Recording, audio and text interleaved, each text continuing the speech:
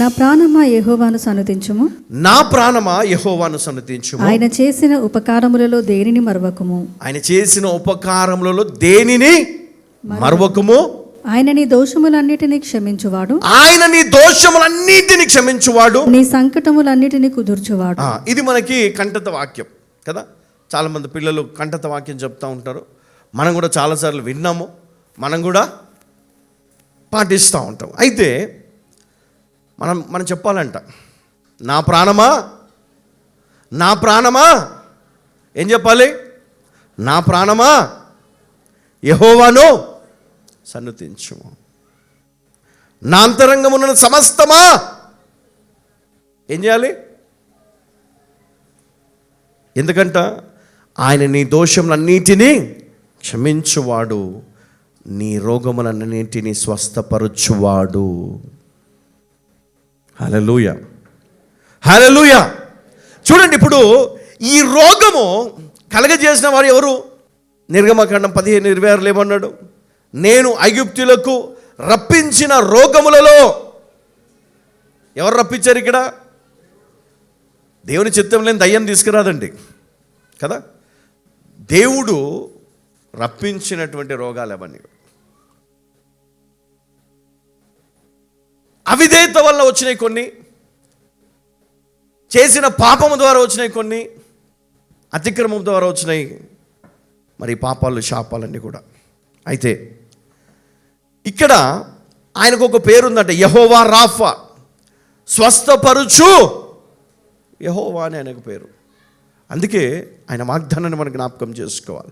దేవుని స్వభావమే మనలను స్వస్థపరుస్తుంది, దేవుని స్వభావమే మనలను విడిపిస్తుంది. మరి దేవుడు ఆరోగ్యాన్ని ఇస్తాడని, స్వస్థపరుస్తాడని మొట్టమొదటిసారి బైబిల్లో, మరి పాత నిబంధనలో మనం ఇక్కడనే మనం చూస్తాం, నిర్గమకాండం 15:26. మరి ఇక్కడ నా ప్రాణమా యెహోవాని సన్నుతించుము, ఎందుకు అంటే మరి ఆయన నీ రోగములన్నిటిని స్వస్థపరుస్తాడని. దేవుడు కేవలం కొన్ని రోగాలనే స్వస్థపరుస్తాడా అమ్మా? చెప్పండి. దేవుడు కొన్ని రోగాలనే, కుష్ఠరోగమును, గుడ్డితనమును కదా, కొన్ని రోగాలు బైబిల్లో ఉన్న కొన్ని వాటికి ఆయన స్వస్థపరుస్తాడా? ఎన్ని స్వస్థపరుస్తాడు? అన్ని రోగముల నుండి. ఇప్పుడు మీకున్న తలనొప్పి నుంచి విడుదలనిస్తాడు కదా, మీకున్న కడుపు నొప్పి నుంచి విడుదలనిస్తాడు, కిడ్నీ వ్యాధి నుంచి విడుదలనిస్తాడు కదా, వెముకల్లో సమస్యలు ఉన్నాయి, ఇప్పుడు చాలా రకాల వైరస్లు వస్తున్నాయి కదా, ఇంకా అనేక రకాల సమస్యలు, చెప్పుకునేటివి కొన్ని, చెప్పుకోలేనివి కొన్ని, అర్థం కానివి కొన్ని, కంటికి కనపడవు కానీ శరీరాన్ని నాశనం చేస్తూ ఉంటాయి. కొంతమంది కర్స్ చేస్తూ ఉంటారు మనల్ని, కొంతమంది కర్స్ చేస్తూ ఉంటారు, శపిస్తూ ఉంటారు. ఇవన్నీ నీ జీవితంలో పని చేస్తూ ఉంటాయి. అవన్నీ కూడా పని చేయకుండా, అవన్నీ కూడా నీ జీవితం నుంచి వెళ్ళిపోవాలి అంటే నువ్వు చేయవలసినవి కొన్ని ఉన్నాయి. అవి ఇక్కడ పరిశుద్ధ గ్రంథం మనం చూస్తూ ఉన్నాం. యెహోవాను సన్నుతించు. తర్వాత 2-3 వచనాలు, 103వ దావీదు కీర్తన.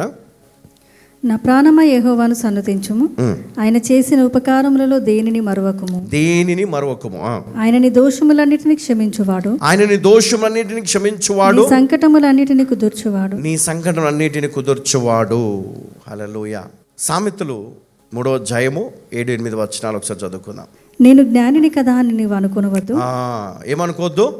నేను జ్ఞానిని కదా నువ్వు అనుకోవద్దంట.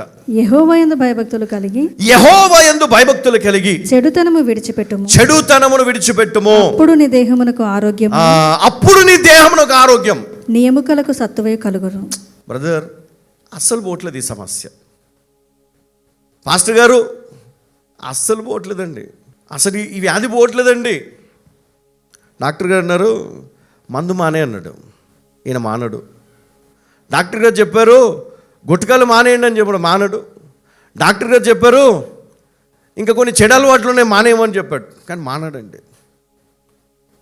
డాక్టర్ గారు చెప్పినా వినలేదు, అమ్మ నాన్నలు చెప్పినా వినలేదు, ఆఖరికి వాక్యము, దేవుని మాటలు కూడా చెప్తున్నా వినట్లేదు.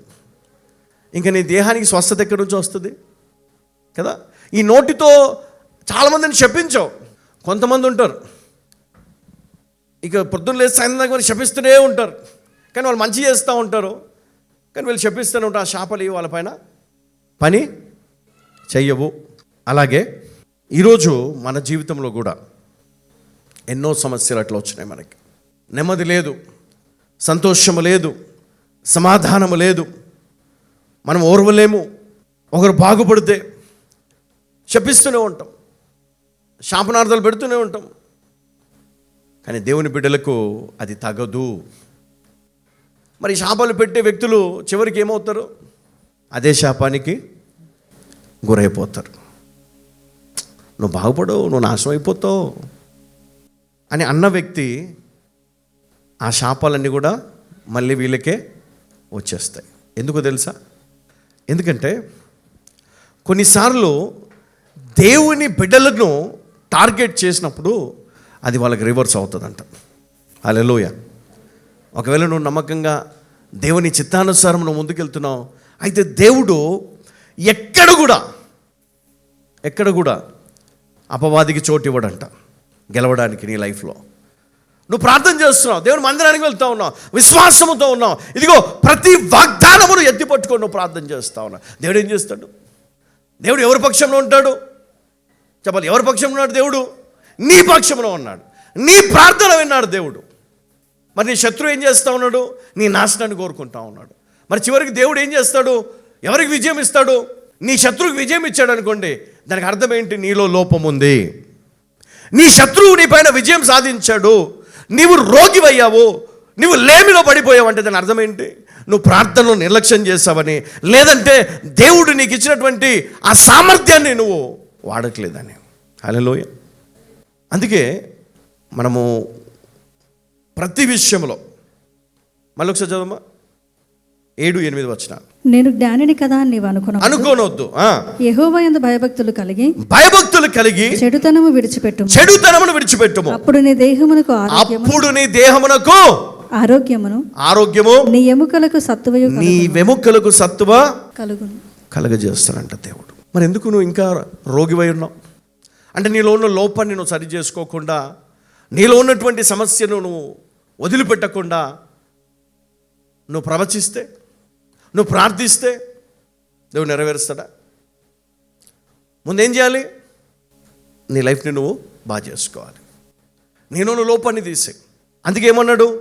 నిర్గమకాండంలో మనం చూసినప్పుడు అక్కడ ఏమన్నాడు? దేవుని దృష్టికి ఏం చేయాలంట? న్యాయమైనది. దేవునికి మహిమ కలుగును గాక. హల్లెలూయా.